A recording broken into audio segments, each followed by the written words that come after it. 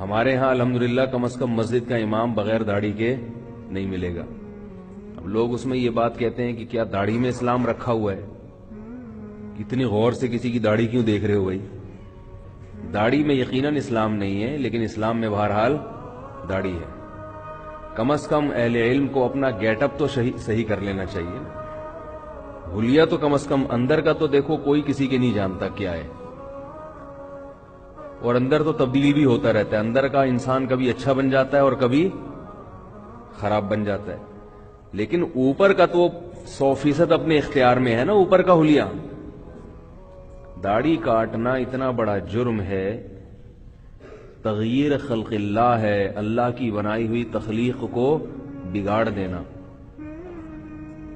اب جو درس دینے والا ہے اسی کی داڑھی نہ ہو تو کیسے انسان؟ ایک وہاں صاحب کو میں نے دیکھا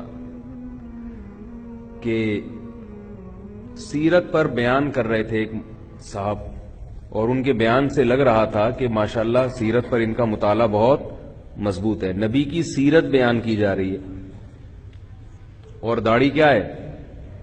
بولو بھائی، غائب. تو انسان فوراً سوال آتا ہے نا کہ حضرت آپ صلی اللہ علیہ وسلم کی سیرت اتنے خوبصورت انداز میں بیان کر رہے ہیں اور آپ کو نبی سے اتنی محبت ہے، تو آپ کا خود گیٹ اپ نبی جیسا کیوں نہیں ہے؟ میرا مقصد بھائی کسی بغیر داڑھی والے کا مذاق اڑانا نہیں ہے. بار بار کہتا ہوں کہ ہو سکتا ہے بغیر داڑھی والا ہم سے اچھا ہو. میں تو ایک شریعت کے حکم کی ایک اہمیت بیان کر رہا ہوں. اچھا برا کون ہے یہ تو اللہ ہی بہتر جانتا ہے. تو سوال پیدا ہوتا ہے نا، نعت خوان دیکھے ہوں گے آپ نے، اکثر نبی کی یاد میں مرے جا رہے ہوتے ہیں، کروڑوں کروڑوں روپے کماتے ہیں نبی کی یاد میں رو رو کے، نعتیں پڑھ پڑھ کے، مگر حلیہ دیکھو ماشاءاللہ کلین شیو ہوتے ہیں کہ نہیں ہوتے، لیکن رو رہے ہوں گے نبی کی یاد میں، نعتیں پڑھ پڑھ کے جھوم رہے ہوں گے، لوگوں کو بھی رلا رہے ہوں گے، ہائے نبی ہائے نبی. بھائی ابھی اتنی محبت ہے تو اللہ کے بندو تو کم از کم چہرہ تو رسول کے مطابق کر لو، چہرہ تو نبی کے مطابق کر لو، کیونکہ تم پبلک کے سامنے آ رہے ہو. ایک گناہ وہ ہوتے ہیں جو چھپ کے ہوتے ہیں، جو لوگوں کو نہیں پتا ہوتے، وہ انسان کا اور اللہ کا معاملہ ہے. ایک گناہ وہ جو ساری دنیا کے سامنے ہے، وہ زیادہ خطرناک ہیں. کل امتی معافا الا المجاہرین، آپ صلی اللہ علیہ وسلم نے فرمایا کہ جو کھل کے گناہ کرتے ہیں سب کے سامنے، ان کی معافی مشکل ہے. تو داڑھی کاٹنے میں ایک غلطی تو کیا ہے؟ فَلَيُغَيِّرُنَّ خَلْقَ اللَّهِ، اللہ کی بنائی ہوئی تخلیق کی مخالفت ہے. اور دوسرا جرم کیا ہے داڑھی کاٹنے میں؟ دیکھو جب بھی کوئی گناہ انسان سے ہوتا ہے نا تو تھوڑی دیر ہوتا ہے، کیا خیال ہے؟ پھر اس میں امکان ہوتا ہے کہ اس کو ندامت ہو اور یہ توبہ کر لے. 100 بار بھی گناہ ہو اور 100 بار بھی اس کی توبہ، بولے نا بھائی، ہو سکتی ہے. لیکن داڑھی کاٹنا تو ایسا ہے کہ وہ تو 24 گھنٹے، کیا خیال ہے، لگا ہوا ہے جسم کے ساتھ. اب لوگوں نے کیا کیا کہ بھائی چلو نہیں رکھی جاتی تو توبہ استغفار کرو، اللہ سے توفیق مانگو. مسئلہ ہی چینج کرنا شروع کر دیا کہ یہ اسلام میں ضروری، بولو نا بھائی، نہیں ہے. دلیل کیا ہے کہ بھئی یہ تو سنت عمل ہے. یہ بڑی مصیبت ہے کہ آج کے دور میں ہر آدمی مفتی، نہ صرف یہ کہ مفتی بنا ہوا ہے بلکہ مفتی اعظم بنا ہوا ہے. میرا کوئی تعارف کروا رہا تھا یہ مفتی اعظم ہے، میں نے کہا اللہ کا واسطہ میں مفتی اعظم نہیں ہوں بھائی، کوئی چھوٹی چیز بھی کسی کو بنا دیا کرو. ہر آدمی کیا بنا ہوا ہے؟ مفتی اعظم. اور ہر آدمی خود بخود اجتہاد بھی کر رہا ہے، خود بخود قیاس بھی کر رہا ہے، جو جس کے ذہن میں آ رہا ہے ماشاءاللہ مارکیٹ میں فتویٰ لا رہا ہے. تو داڑھی کاٹنا گناہ کبیرہ ہے. آپ صلی اللہ علیہ وسلم نے حکم دیا اعفوا اللحا وقصوا الشوارب خالف الیہود والنصارى. البدایہ والنہایہ میں ایک واقعہ لکھا ہوا ہے کہ کسریٰ کے کچھ ایلچی آپ صلی اللہ علیہ وسلم کی خدمت میں آئے، وہ غیر مسلم تھے، ان کے چہروں پہ داڑیاں نہیں تھیں. آپ صلی اللہ علیہ وسلم نے ان کی طرف سے نظر کو پھیر لیا اور فرمایا تمہیں ایسی صورت بنانے کا کس نے حکم دیا؟ انہوں نے کہا ہمارے رب کسریٰ نے. آپ صلی اللہ علیہ وسلم نے فرمایا مگر میرے رب نے مجھے حکم دیا کہ میں داڑھیوں کو بڑھاؤں. تو اس لیے بھائی میں بار بار کہہ رہا ہوں، کسی کی توہین مقصد نہیں ہے، یہ حکم بہت اہم ہے، اور یہ حکم صرف ہندوستان پاکستان میں ہی رہ گیا ہے بڑے پیمانے پر۔ میں یہ نہیں کہہ رہا وہاں کوئی نیک آدمی نہیں ہے، نیک ہر جگہ ہوتے ہیں، لیکن تھوڑے شارٹ ہو گئے ہیں زیادہ ہو، یہاں پھر بھی ہول سیل کے حساب سے پائے جاتے ہیں۔ عربوں میں داڑیاں ہی کاٹنے کا رواج، علماء کی بھی داڑیاں کٹ رہی ہیں۔ دوسرا ایک بڑی مسئلہ ایک یہ ہو گیا ہے کہ ازار سب ٹخنوں سے ڈھانکتے ہیں۔ آپ صلی اللہ علیہ وسلم نے ارشاد فرمایا، ما اسفل من الازار الى الكعبین ففی النار۔ ازار، شلوار، جو بھی ہم لباس پہنتے ہیں، آپ صلی اللہ علیہ وسلم نے فرمایا کہ جو حصہ بھی ٹخنوں سے نیچے ہوگا ففی النار، کہاں ہوگا؟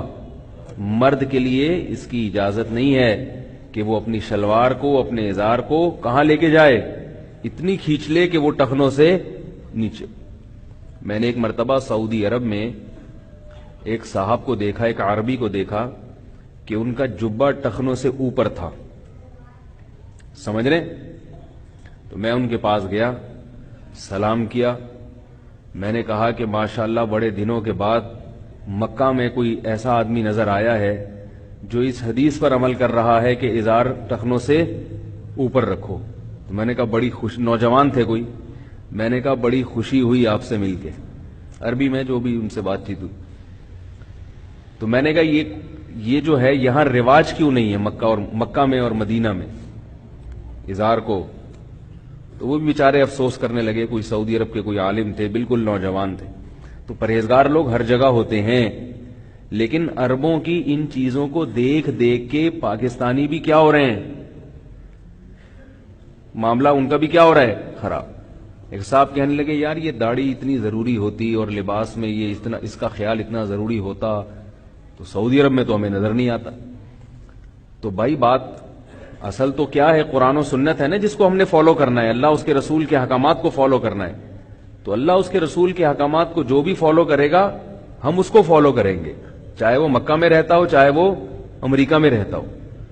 اور اگر کوئی اللہ اس کے رسول کے کسی حکم کو فالو نہیں کر رہا تو چاہے وہ مکہ میں رہے چاہے وہ امریکہ میں رہے، ہم نے اس کو فالو، بولو نا بھائی، نہیں کرنا۔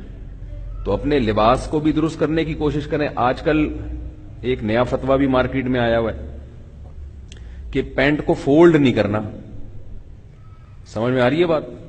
شلوار کو موڑنا نہیں ہے، نہیں سنا میرا خیال ہے آپ لوگوں نے یہ فتویٰ کہ بھئی موڑنا نہیں ہے شلوار کو۔ اب وہ کیا ہو رہا ہے کہ ان کی شلواریں ٹخنوں سے نیچے ہیں اور امام اسی حالت میں نماز پڑھاتا ہے۔ صحیح حدیث ہے آپ صلی اللہ علیہ وسلم کی، ان اللہ لا يقبل صلاة رجل مسبل ازارہ، آپ صلی اللہ علیہ وسلم نے فرمایا اللہ اس شخص کی نماز قبول نہیں کرتے جو اپنے ازار کو، صحیح حدیث ہے بالکل، ٹخنوں سے نیچے لٹکاتا ہے۔ کتنی واضح حدیث ہے، لیکن یہ ایک چینل سے یہ فتویٰ بھی مارکیٹ میں آ گیا، اور یہ اتنا پھیلا اس چینل پہ یہ فتویٰ کہ یہ ہمارے سامنے ہی آیا، یعنی ہم نے اپنے بچپن میں بھی اس چینل کے لوگوں سے، ان علماء سے یہ کبھی نہیں سنا۔ وہ لوگ بھی یہی کرتے تھے کہ اپنے ازار کو، شلوار کو ٹخنوں سے اوپر رکھتے تھے۔ تو بجائے اس کے کہ بھائی ماحول کے لحاظ سے اپنے آپ کو تبدیل کرو اسلام کے مطابق، ہم نے اسلام کو ماحول کے حساب سے تبدیل کرنا شروع کر دیا۔ اگر آپ کو شرم آ رہی ہے شلوار ٹخنوں سے اٹھاتے ہوئے یا پینٹ کو فولڈ کرتے ہوئے، تو آپ بولو کہ اللہ تعالیٰ سے دعا مانگو، اللہ مجھے ہمت دے، ماحول معاشرے سے مقابلے کی توفیق عطا فرمائے۔ جب تک نہیں ہوتا توبہ استغفار کر لے انسان، لیکن شریعت کو تو تبدیل نہ کرے نا بھائی۔ کیا خیال ہے، غلط تو نہیں کہہ رہا؟ شریعت کو تو تبدیل نہ کرے۔ شریعت تو وہی ہے جو 1400 سال پہلے رسول اللہ صلی اللہ علیہ وسلم لے کر آئے تھے۔ یہ لوگ جو پینٹ پہن کے نماز پڑھتے ہیں اور ان کو شرم آتی ہے کہ بھئی ٹخنوں سے اوپر پینٹ ہوگی تو ہم برے لگیں گے دیکھنے میں، تو اس کا ایک حل یہ ہے کہ پینٹ پہنو ہی نہیں۔ کیا خیال ہے بھائی؟ شلوار قمیض پہن لو، کیا اس میں کیا جا رہا ہے؟ پینٹ پہننا جائز ہے، کوئی فرض واجب تو نہیں ہے نا؟ میرا خیال ہے نہیں آ رہی سمجھ میں بھائی، پینٹ پہننا کوئی فرض تو نہیں ہے، اور اگر پہننی ہی ہے تو ایک ٹیکنیکل طریقہ آپ کو بتا دیتا ہوں. جو شوز آپ خریدیں نا پینٹ کے ساتھ، وہ شوز ٹخنوں سے اوپر ہوں. آئی بات سمجھ میں؟ تو پھر جب اوپر سے پینٹ آئے گی تو وہ نیچے آپ کے ٹخنے کھلے ہوئے نظر نہیں آئیں گے. تو شریعت پر عمل بھی ہو جائے گا اور دیکھنے میں آپ کے خیال کے مطابق عجیب سے بھی نہیں لگیں گے. آپ کے خیال، ورنہ آدمی شریعت پر عمل کر کے عجیب سا نہیں لگتا، جو شریعت پر عمل نہ کر رہا ہو وہ عجیب سا ہوتا ہے.